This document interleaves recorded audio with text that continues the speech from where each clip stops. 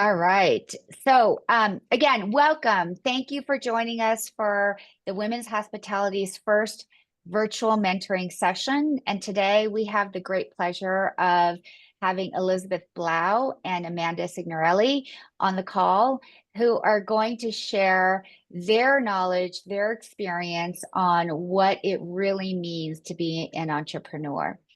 So, as we get kicked off, I do have a couple short announcements.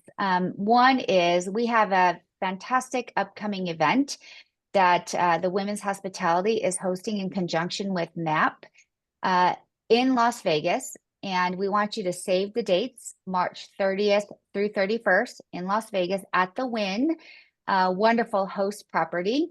And Kristen Whittemore is going to put more information into the chat on where you can find the details, the speaker lineup, as well as how you can purchase tickets. So please take a look, spread the word. And Elizabeth is going to provide a little more information about that towards the end of our session as well.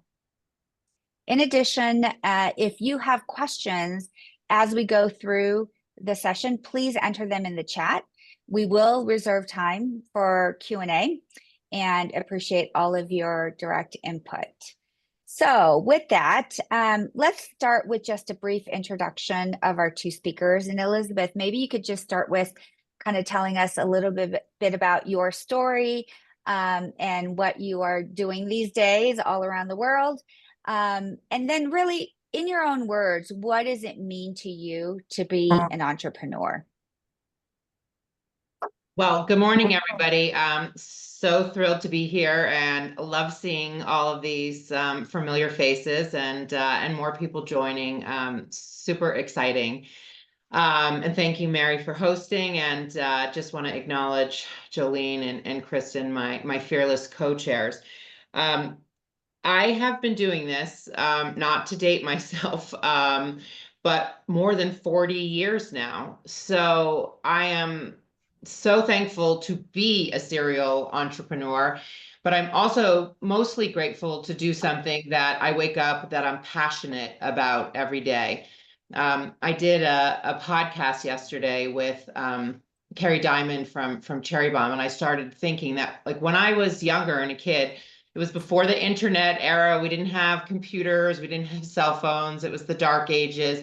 But what we did have was these giant career books, and they looked like encyclopedias. And, you brought it home and, you would go through it and look at all of these different ideas, starting with actuary and, going through the alphabet.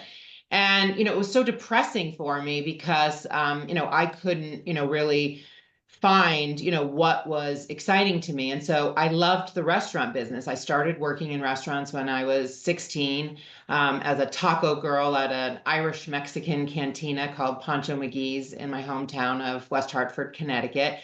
And I worked all through college, but it was a way to make money. I didn't think that that was my professional career, but my passion for it was there. And I ended up through graduate school at Cornell, really focusing on operations, but also on marketing. And so now my husband and I run a company here in Las Vegas, and we are bifurcated. So one side of our company is restaurant operations. We have 9 restaurants that we either own or operate under a management contract in Vancouver, 2 here in Las Vegas, Honey Salt and Buddy V's. And then we also have our newest, which is a steakhouse in Dallas, Texas, called Crown Block in the Reunion Tower. So that side of the business keeps us, I say, very grounded in day-to-day restaurant operations. And then on the other side of our company, there's about 600 people that work on the operations side of the company. And then there are 12 of us who work on the consulting side of the business. And that takes us around the world. We work on creating new cities like we are in Riyadh and in Saudi Arabia. It takes us to extraordinarily exciting projects like building the first integrated luxury resort in the casino resort in the Middle East in Ras Al Khaimah, which is one of the Emirates in the UAE for the Wynn.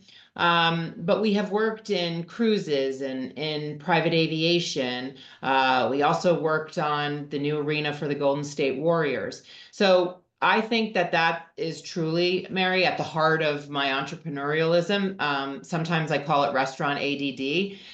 My husband and my business partner, Jason Lappin, they love the day to day. You know, you have to have such consistency when you're operating a restaurant. The recipes have to be consistent. Your service style has to be consistent. It takes a very different mind to be an entrepreneur, and it takes a very different focus. And so on the consulting side of our business, I feel like I'm always learning. There's always a new project that requires, whether it's geographic, because we're working in Korea or in Saudi Arabia or some various far-flung location. But there's also a slight nuance to it, as I mentioned, whether it's a cruise or an arena or a school. There's always a slight nuance to it. So I think at the heart of being an entrepreneur is having an insatiable appetite and curiosity for learning, certainly having a passion for what you do. And regardless, you know, and I think Amanda would say the same thing, we're still operating things that are serving food and beverage, you know, whether it's on a plane, whether it's on a boat, whether it's in a restaurant, whether it's in something fast casual. So the basic principles are there. It's just the nuances of how we approach it. Great. Thanks, Elizabeth. And Amanda, I know you have just an amazing story to share as well. So if you could just give a little bit about your background and how you've really evolved your restaurant and your business. And then again, in your own words, how would you define what it means to be an entrepreneur? Absolutely. And again, I just want to say thank you so much for including me in this. It's quite an honor to have an opportunity to participate and be here with so many wonderful women. And it's incredibly important to do events like this for an initiative that's so powerful in this town and leading an amazing cause that we need more of. And so it's great to be here. And I just also want to thank everybody for attending because you've taken the first step, which is participating. For me, my background is I did not start in the restaurant industry originally. I actually began on the technology side. So I was digital startups, did consulting, the whole 9 yards, and was actually on my second company where I was raising a Series B of financing. When I got a call from my father at the time, I was working and living in Chicago, that our family restaurant, the Golden Steer, was officially getting big enough that he needed some help. And he was aging at the point where he did need some assistance. So I was quite surprised, especially because I didn't have a super thorough background in hospitality. Fortunately, I have a phenomenal partner who was also excited to jump in with me, which is my husband, who had gone to culinary school. So we looked at it and said, okay, we're going to take some time. We're going to do this. We're going to partner together and see how it goes. And so we jumped in. Our first day was actually taking over March 15th, 2019. We got 1 year underneath our belt of running the restaurant before we shut down for COVID. So it was just enough time to figure out roughly what we were doing and where we were going, but not enough time to get going. So the moment COVID happened, for us, it actually ended up being something that allowed us to release the shackles. I think in the beginning, we were very afraid of disrupting what we thought was such a precious brand, such a precious business. And honestly, a lot of things have been done the same way for so long. There was a lot of trepidation on our side of just pushing too much and maybe breaking or doing something too different that could then change what it was. And we just were worried about experimenting.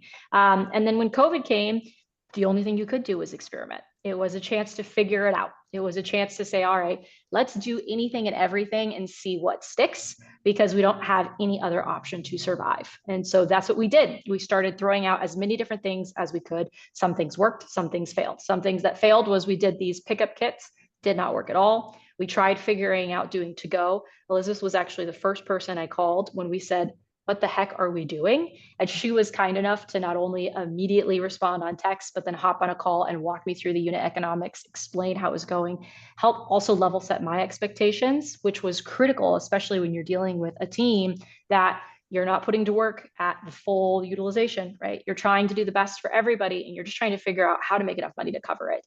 And so that was a really big period for us that also gave us a chance to launch a new business, which is our e-commerce round. So fast forward today, we have 3 businesses. We have the restaurant in Las Vegas, we have our e-commerce business, and then we actually are opening a restaurant in New York, which we're extremely excited about, and that'll be this year.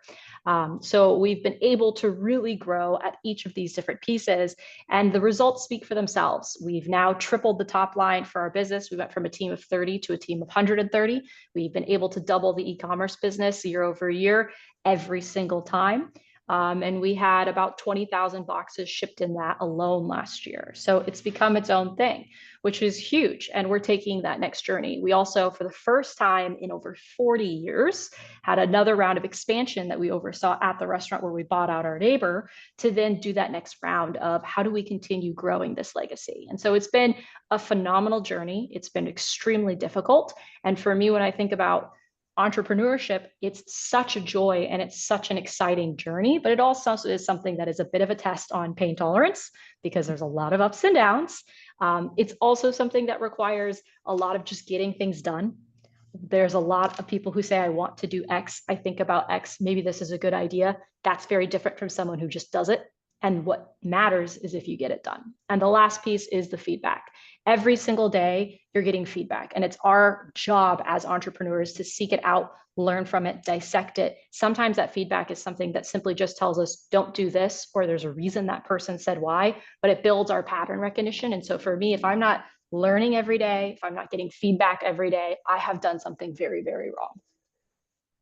So Mary, I just want to, sorry, Yeah. I just want to interrupt for a second because Amanda just explained that, but I have to just, caveat this to tell this, incredible group of ladies.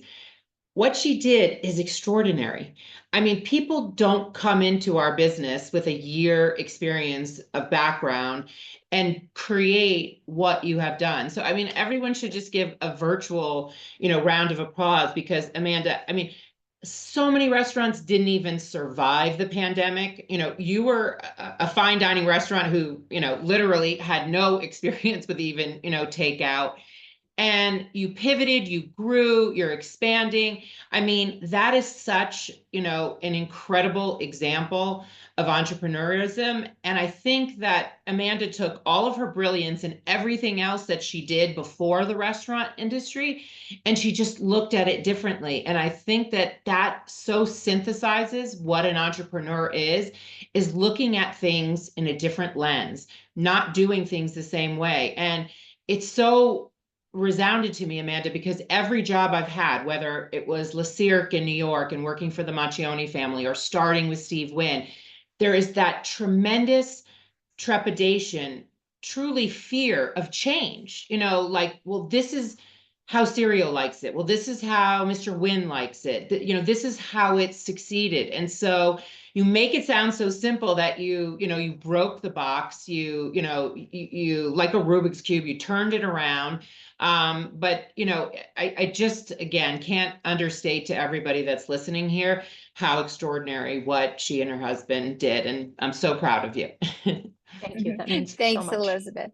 Thanks for underscoring that point. And I wanted to kind of also call out that both of you, when I asked the question, what does entrepreneurship mean to you, talked about the theme of evolving, that you can't stay the same, that it's about that evolution, whether it's through listening, whether it's through just not having a choice because COVID hits, you've got to do something different.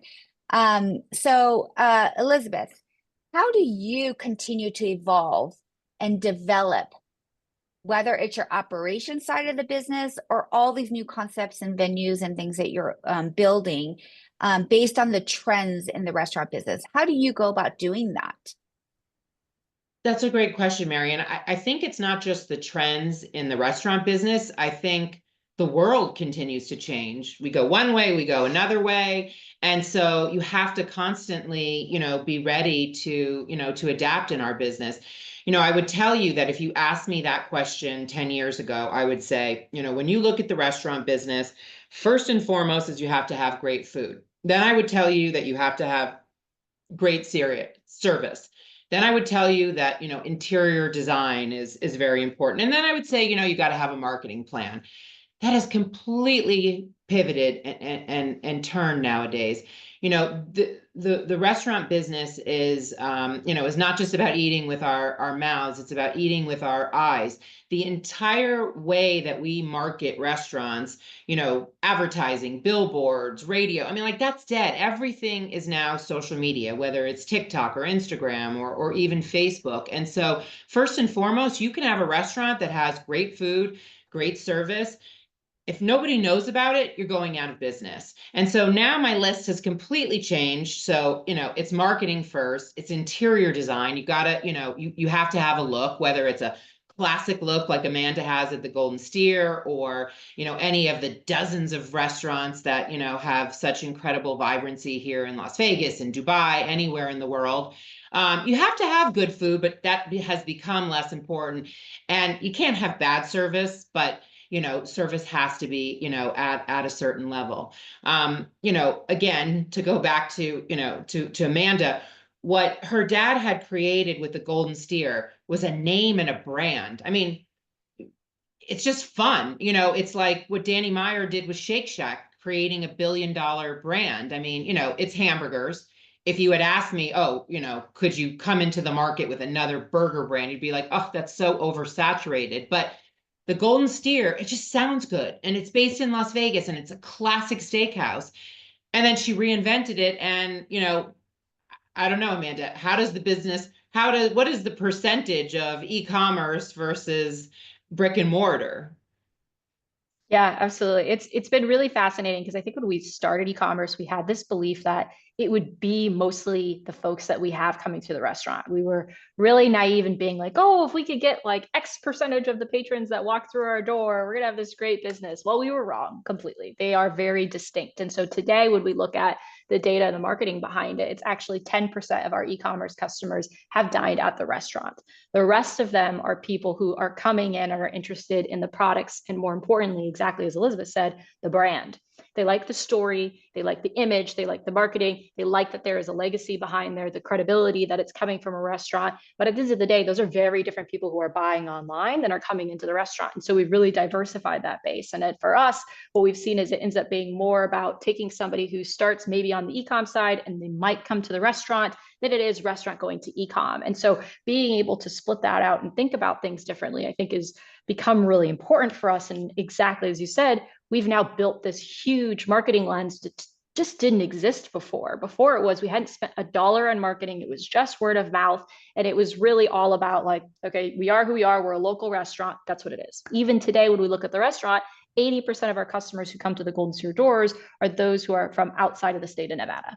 We look very different than we did many years ago. And I think a big piece of that is also exactly what Elizabeth said. Like, she has two lines of business where she has the ability to take everything she learns from the consulting side, where she has this wide aperture of learning from everything in all these other industries that's just constantly feeding inputs, and then being able to execute them in real time at a level of excellence nobody can mimic. And like, that's such a trailblazing effort that's so inspiring to all of us, that I really appreciate. Wonderful. So, question for both of you. We all know, and all of us have read articles and hear all the time, that if you're thinking about starting a business, you better be prepared to not make any money for a couple years. It's not easy, right? It doesn't just happen overnight.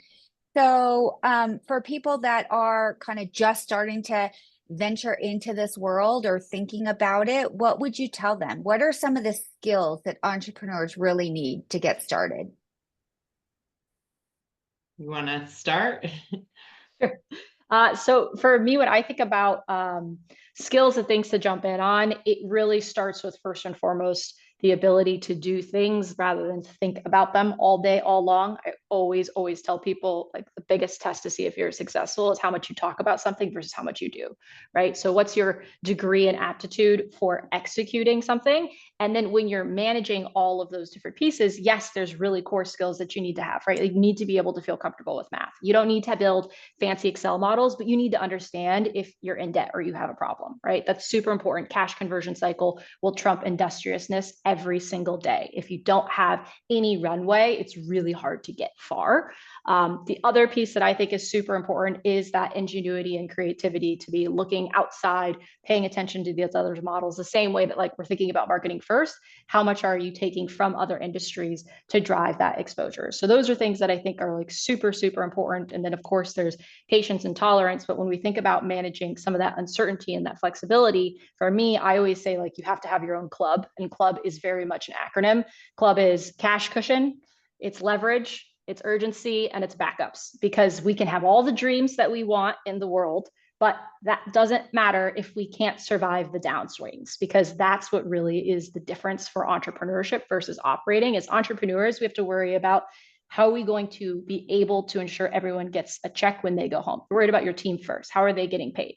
Maybe you're making money when you're successful, but that's not the primary thing. The primary thing is taking care of your guests and your team. And so you have to be able to weather the storm and keep those lights on.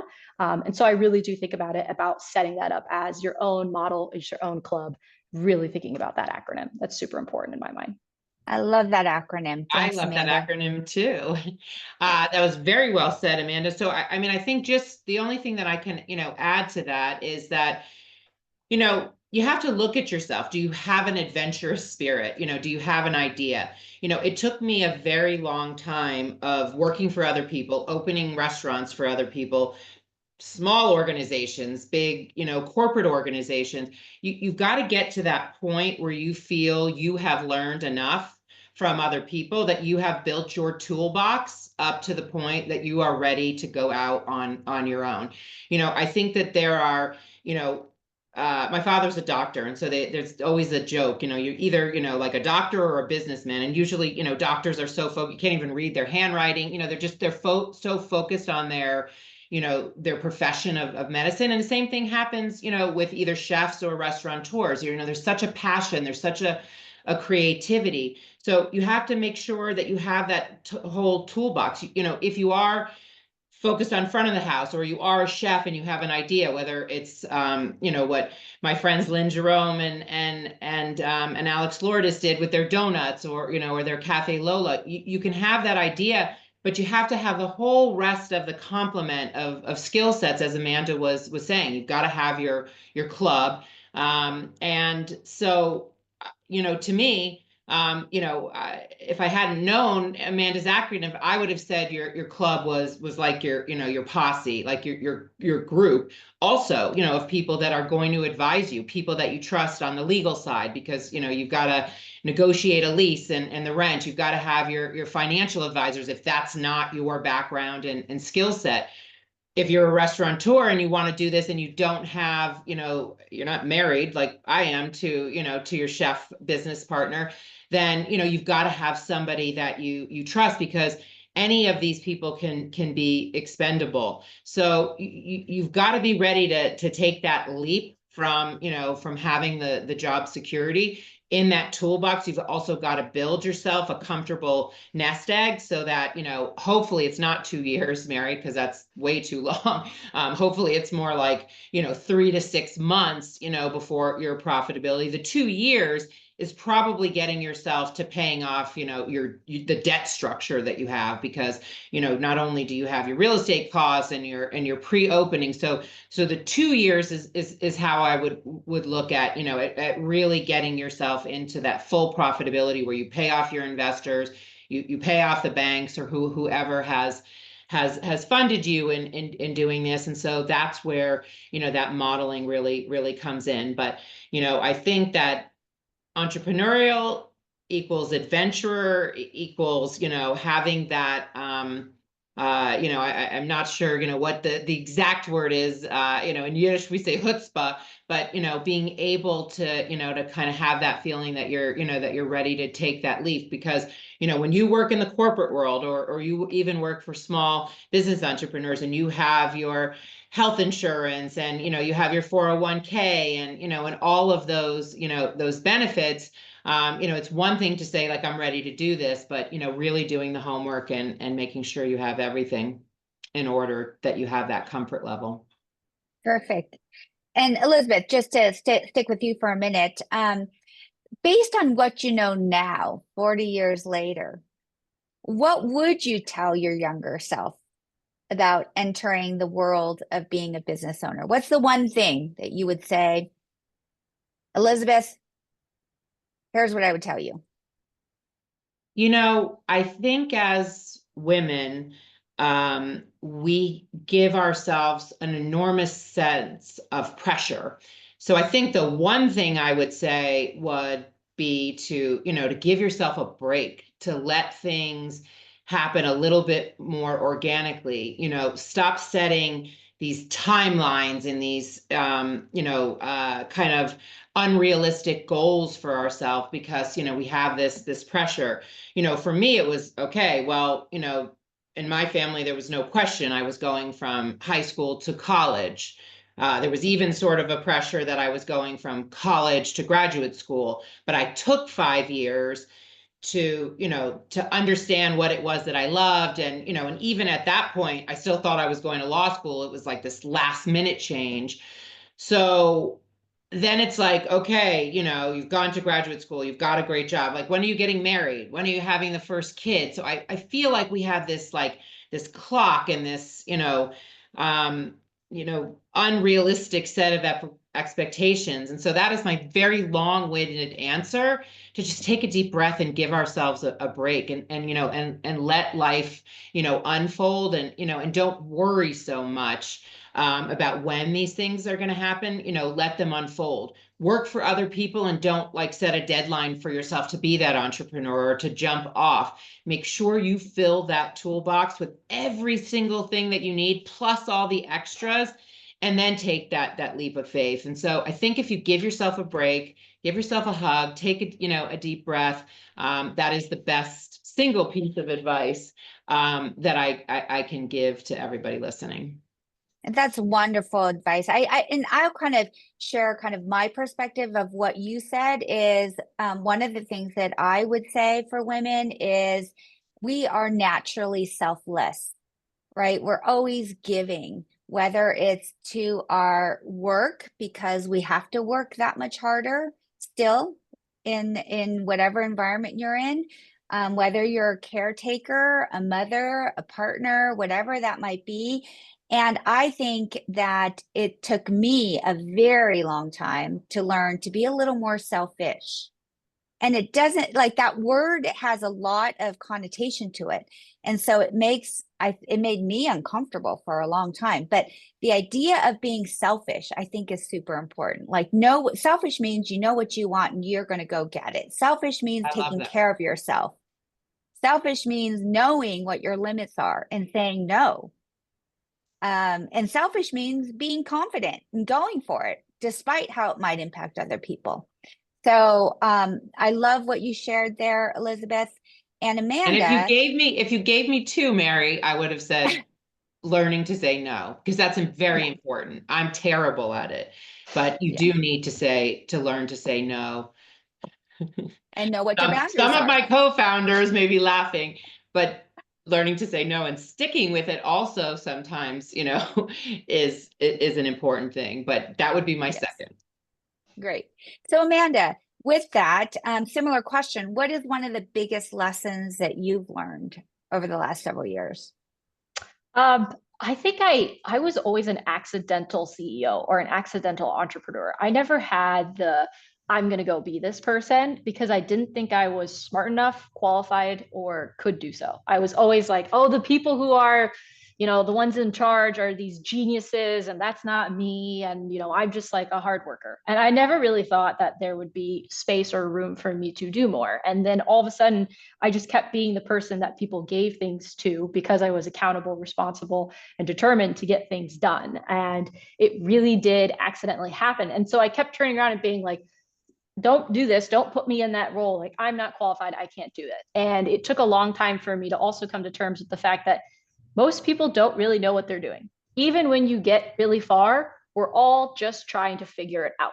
Something changes, something's different. No one has all the answers. No one is a genius who knows every single thing. That's not how the world works. We're all just genuinely trying to figure it out. And you can do so. It's just a question of if you're excited by the idea of having to figure it out, if that's something that you want to do and are championed by internally for your own fire. And that was a really big thing for me to get over of, okay, maybe I am not an expert in this. Maybe I don't know, but I certainly will do my hardest to figure it out and be excited by that journey, rather than just expect to already be at the end. And so really giving that as a release and permission for myself to continue to embrace in those roles, and then learn also and share with my team too, who sometimes we think, okay, we're trying to climb Everest. Can we really do it? We'll figure it out. So Amanda, that truth and that honesty that you just threw out there is, I think, the number one learning that Mary and Kristen and Jolene, when we founded this Women's Hospitality Initiative, that we learned about is that women want to check every single box. It doesn't matter whether we're a preschooler raising our hand to answer a question, or whether we're a CEO putting our name forth for a board position. That second guessing and that hesitancy, that's an extra gene that we carry that men don't. And so, like, I hate that I have to hear you saying that, but I love that you've crushed it. That I love that you didn't just break the glass ceiling, you drove like a freaking Mack truck through it. And that the fact that you ever had to think that is the problem. And so our Women's Hospitality Initiative is solely dedicated to figuring out how to stop women, because you are so accomplished, but how to stop the thousands of women that are younger and coming up behind us from having that thinking, because you moved forward because of how you just explained it, but so many of us aren't. So many of us are sitting on the sidelines, waiting for something to happen, afraid of putting, forward, afraid of that. And so once we crack that code, that's every single woman listening on here is going to be doing one of these podcasts, because you're all going to be doing something extraordinary with your lives and your careers. Throw that fear aside. Yeah, and there is a lot of research around the fact that women, and it fundamentally, I think, plays out as a confidence issue, right? And a belief issue, that we don't believe in ourselves, and we're looking for, I guess, acknowledgement and recognition externally. So when we look at a job, if there's a list of 10 requirements, unless we feel that we meet 100% of those 10 requirements, we don't think we're qualified for the job, and we won't apply for the job. Whereas men, if they see a list of 10 and they meet 6 out of the 10, they think they're the best person for the job, and they apply for the job. And whenever I talk about this is not an indictment on men.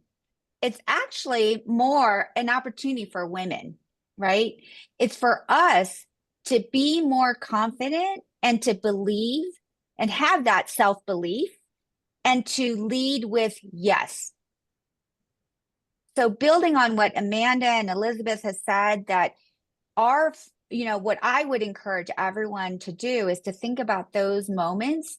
And when you are given an opportunity, don't go through the list of all the reasons why you can't, or you don't, or, you don't qualify, or you don't think you can, right?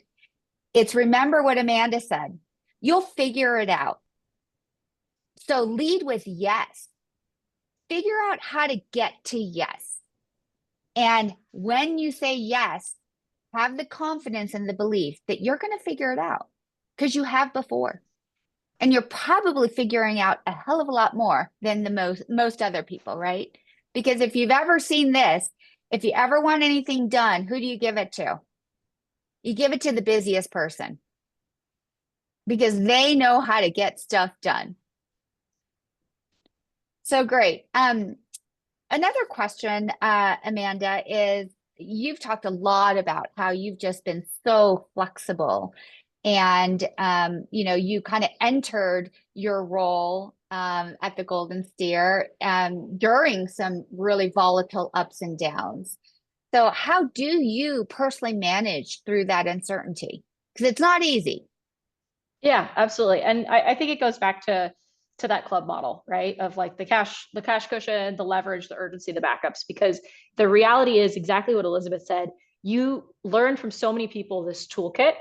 And the reality is that confidence for women comes from competence, right? And I don't think that's a bad thing. We go so far as a group to understand, to build the skills, to show up and be really good at things. So then we do have the ability to have that confidence. We've earned it more than we give it to ourselves. But because we have that competence to say, like, I've built the toolkit, I've made sure I have the cash cushion, I have the leverage, even if it means my leverage is simply because I'm small, I can operate like a PT boat rather than a freight liner and I can move faster. I have the urgency because when something goes wrong, I'm going to do something about it. I have the backups because it's my plan and I have the ability to do it. And I was worried enough to doubt, to then create a backup, as opposed to lead with what often I see from some men is this blind confidence of like, we'll just do it. And there's not really that extra step of like, well, maybe yes, but what if, to just have the backup to then feel comfortable with it. And I don't think that's a bad thing. I actually think it's something we should celebrate because it allows us to be even more effective operators because we have that competence, that toolkit, that ability to think things through to then turn around and feel more comfortable, feel more comfortable with being confident in times that are really ugly. Because then when all of a sudden the lights turn off and you're like, you know what, I went that extra step of having a backup line of credit, which is something we did. We were very nervous. Great example for us at the Golden Steer. We actually secured a line of credit the first week of December of 2019 because we thought there was a chance we were going to close and we didn't trust whether or not the government may or may not have programs that we could take advantage of. So we wanted to at least have a backup, at least have a plan, at least if something really, really went wrong, do that. That is something that we fought for really hard because that's how we are able to lead with confidence. We were competent enough to set those backups, to have those plans, to do those things that maybe other people wouldn't. And so I think there's something really beautiful about leaning into the busiest person, the one who's overthinking and all of those things, is doing all of this work to give themselves comfort so that they can do things when really it's ugly. Awesome. So just a reminder to those on the call as we go to the last question, if you have questions, enter them in the chat and we will get to them in just a moment. So kind of the last question to both of you, Elizabeth and Amanda, what's kind of some very practical next steps? What are some things that people on the phone, if they're thinking about starting a business or being an entrepreneur, or if they are an entrepreneur thinking about evolving their business, what are some practical next steps? What are things that you think they can do?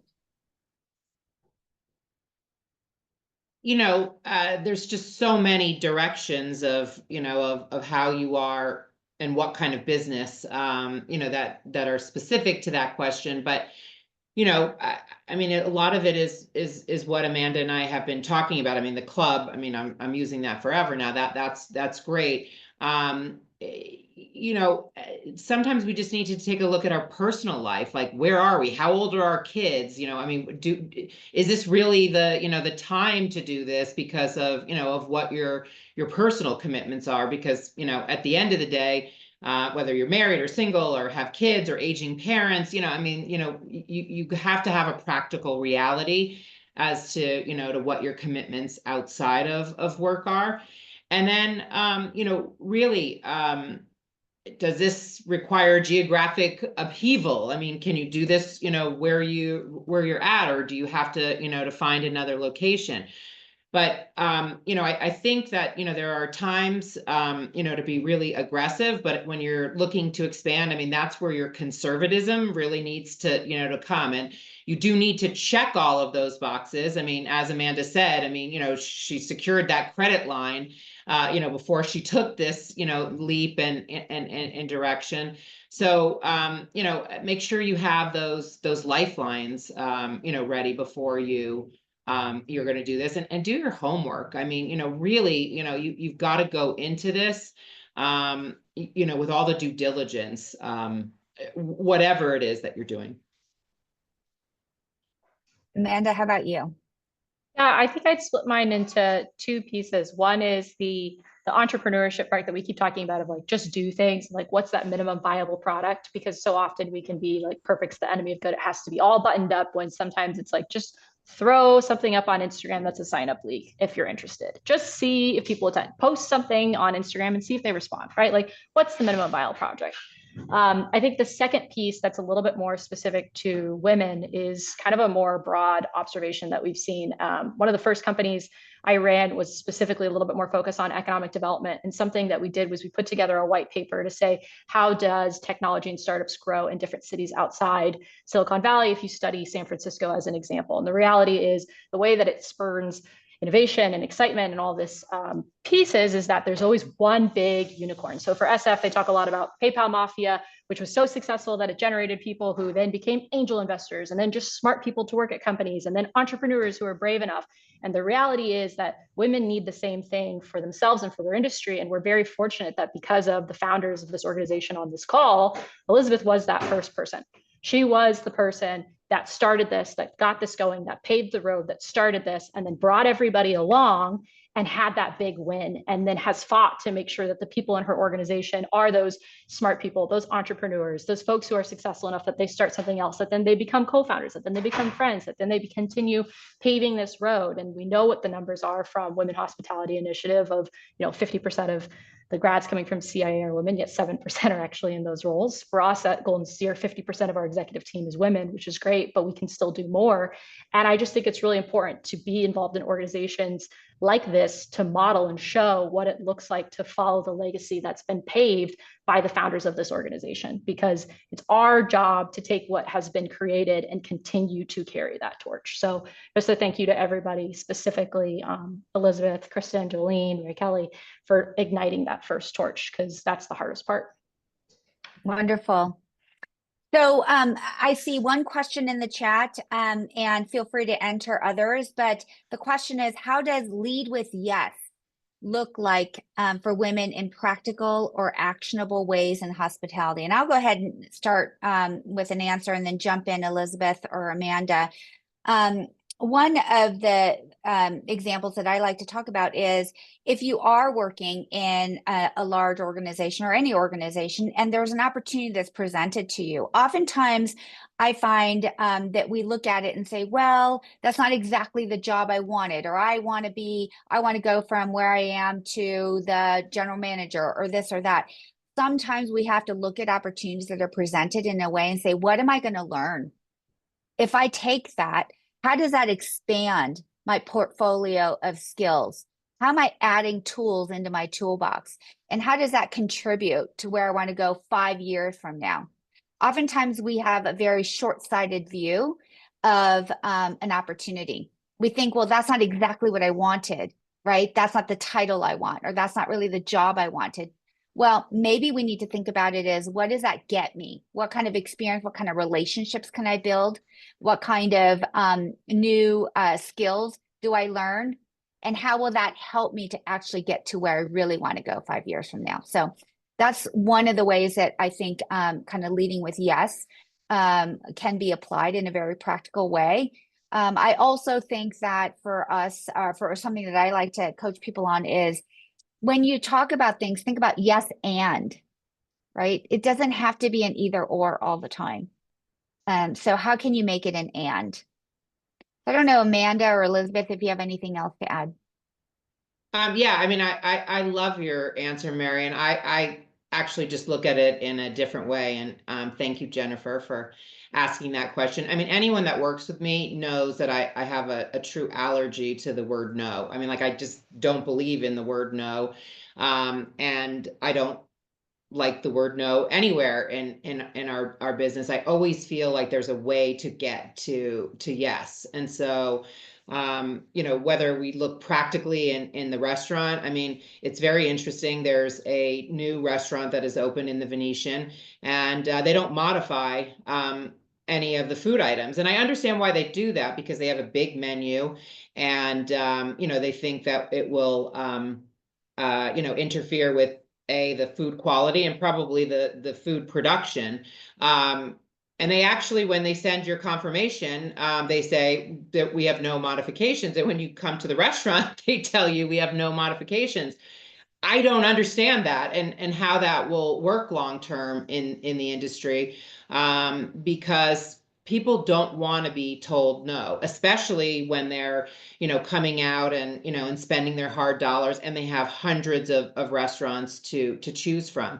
So, you know, to piggyback on what Mary's saying is that, you know, as an employer, you know, I don't want to hear no. I don't want to hear no that I can't do something. And so, you know, if you lead with yes, and especially if you lead with yes and or yes, but maybe a but, you know, like that I've got to work through this, that, you know, that there may be a looming imminent no, but, you know, we're going to try everything that we can to, you know, to get around that.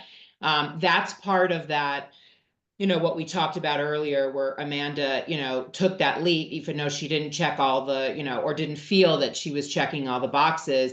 You know, that yes is a confidence that we're going to attempt to get to, you know, to the solution. So you can apply it in hospitality in the most simple things, you know, that from a guest request, from a manager's request, and you know, and just you know, lead into solutions that are going to be positive for everyone. You know, look, let's face it, there is a reality where, you know, no does exist, and, you know, and it's just unfortunate, but there's not a way around it. But I think if we live in a world of attempting to get to the yeses, it's a much more positive way, you know, to operate.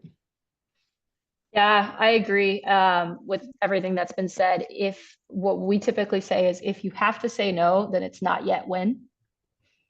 So lead with the yes. And if you truly, because you're feeling and you're empowered by, like, again, like celebrating a little bit of that self-finish, maybe there's something about the boundary today or the resources today that you can't say yes today. Okay, that's not no, that's not yet. When this changes, when this happens, when this isn't the case, we will get it done. So if you have to say something other than yes, it's never no, it's just not yet. Nice. Wonderful. All right. So, Kristen, I don't know if there's any other questions that we want to throw out. Another one just came in, a great one. Do either of you have any books you would recommend getting started in hospitality? That is a great question. And I can never remember the names. So maybe we could send a post, because I have them. You know, one of the ones when I was younger that I read was What Color is Your Parachute? But that's definitely meant for a younger audience. But I do, Renee, have a list. Can barely remember what I had for breakfast. So I don't know, Amanda, do you? Oh, Mary, you probably have a whole. Mine is Unreasonable Hospitality. I think yeah. the latest book from Will Will Gadar. If Gadar you as haven't well. read it yet, get it done. And Danny Meyer's, you know, book is also really solid. Yeah, and I think the other piece that I would give is actually Radical Candor. I think it's often the case where we have some of our best friends are the people that are really kind to us, and kindness is not always what we need. We need honesty, and that honesty allows us to reflect and improve. And we are so afraid of being honest with each other because we are going to hurt each other's feelings. But the reality is it comes from a place of really wanting the other person to be the best version that they are. And I find that the teams that are the most successful are the ones that are radically candid in a way that they're not trying to be mean. They're not trying to be cruel. They're not trying to put somebody down. They're genuinely trying to build everybody up and be the best version, but it can be scary to do that. And it has a lot of tactical guides on how to deliver that. and when to do so. Wonderful. I think adding to that, my feedback would be for anybody trying to build and develop their career. I think the best books are ones that help you get more self-awareness, because a lot of what we're talking about is knowing yourself, know what your strengths are, what your opportunities are, and how to surround yourself with the people that complement you. So as much as it's tempting to surround yourself with people like us, in fact, the people that can really help you the most are the ones that have strengths that aren't your own strengths. And so how do you complement your kind of inner circle? You know, I would encourage all of you to look at books that really kind of challenge your mindset and help you grow in that way. Yeah, thank Yeah, you. All Christine. right. Setting the table is Danny Yeah. Meyer's book. There's been some additions in the chat, setting the Great. table, Danny Meyer, and then Amanda put in You're Not Listening, a guide on active listening. It's another one. Perfect. And those are all listed. All right. And then we have So- another question. What did it go? It is. Go. The future of probably have time- hospitality is full of new opportunities. What do each of you see based on what you shared as unfair competitive advantage for women, and what areas seem most interesting and viable for us? You know, look, whether you're in Las Vegas or wherever you are in the world, I mean, you know, the old boys club is never completely going away. It's there. I can tell you that, you know, the landscape of Las Vegas has such a dramatic shift from, you know, when I arrived here 30 years ago. And I think we have to take our feminine charms and our natural instincts and our maternal instincts and, you know, our selflessness. And I think it's just a matter of using that to our advantage, and, you know, and turning the tables, and doing that, you know, kind of quick 360 pivot and using things that, you know, that may work for us, or, you know, or potentially could work against us, and turning the table so that, you know, that's really a competitive advantage instead of a disadvantage. I think an unfair competitive advantage that women have is, there's a famous quote in hospitality and service is, people make people happy. And the reality is the best teams and the people that bring the most joy are the ones where you have leaders who are the most empathetic. I don't know leaders very often who are more empathetic than women. We really deeply care. We listen, we explore, we're there for our teams. We lead with our people first and have that relationship. And so if service and excitement experience is something that it's a byproduct of people being happy who make other people happy, that's a place where women can be unfairly competitive. All right. Then So we have another question. Why would you say that so many new restaurants don't make it very long? I think the number one reason that that restaurants fail is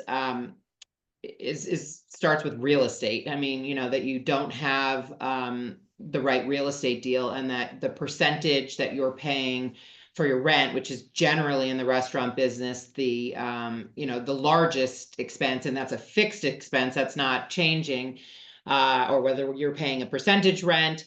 And then what you know, do with the real estate, what you build out, that you're, you know, you're carrying too high of an expense. So, you know, when you do get into the business from practical purposes, not only do you have to make sure that your rent deal is right, but that what you spend to create this concept that you're, you know, that you're wanting to introduce, that, you know, that you don't spend too much, and that you work within a budget, and that all ties back to the P&L. There are a million other things that, you know, that go wrong in the business, you know, that your food or your service isn't good, or, as I said before, that your marketing isn't strong enough.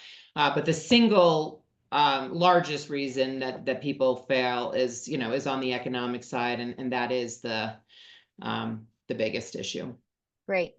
So wonderful dialogue. Thank you so much again for joining. And Elizabeth, I just wanted to give you a chance to talk a little bit more about the Women's Hospitality Initiative and our upcoming event to close out the session. Great. Well, again, thank you everybody for joining us. This has been so exciting and a great morning, but I hope that you will think about signing up. March 30th and 31st, we have a full day and a half of programming. The Wynn in Las Vegas is our host hotel. So, you know, we're going to start with, because what better way to start with a cocktail reception? But we have all kinds of mentorships sessions. We have something called speed dating, where you move around the room talking to experts in various areas of the business. We're going to have fabulous keynote addresses on, from inspiring people, but we're also going to talk about leadership and mentorship and advocacy for women. We've got a host of amazing, women chefs and restaurateurs coming to participate. We're going to end the day with a really inspirational speaker. Mary, remind me her name again. Bonnie Wan, she's the author of The Life Brief, really about reinventing your life and achieving kind of the goals that you have and living the life of your dreams. And then we'll have 3 master women mixologists giving us a parting cocktail, and then we'll move on to UNLV for our gala. Our gala is a fun and dynamic gala. You dress fun, and it's not black tie, but you'll move through 3 levels of UNLV's hospitality hall, tasting food from some of the most dynamic women-led restaurants in Las Vegas. We'll also have women vintners and mixologists, and even a brewer, providing drinks and cocktails. So it's going to be fun. The gala is for men and women, so bring, friends, spouses, boyfriends. But it's just going to be an incredible 3 days of networking for the women who are participating on the content side, and for all the attendees. So it's just going to be a great networking session. It's just going to be a great energy and vibe. We partnered with an organization called MAP, Joanna James, whose film A Fine Line really inspired us, to launch this women's hospitality initiative. So hope to meet, some of these faces on the call today that I haven't met in person. So please, if you do come, introduce yourself to all of us. And thank you for your time. Thank you. Thank you so much for attending. Thank you for your engagement and your wonderful questions, and hope to see you at an upcoming event. Have a great day. Bye-bye.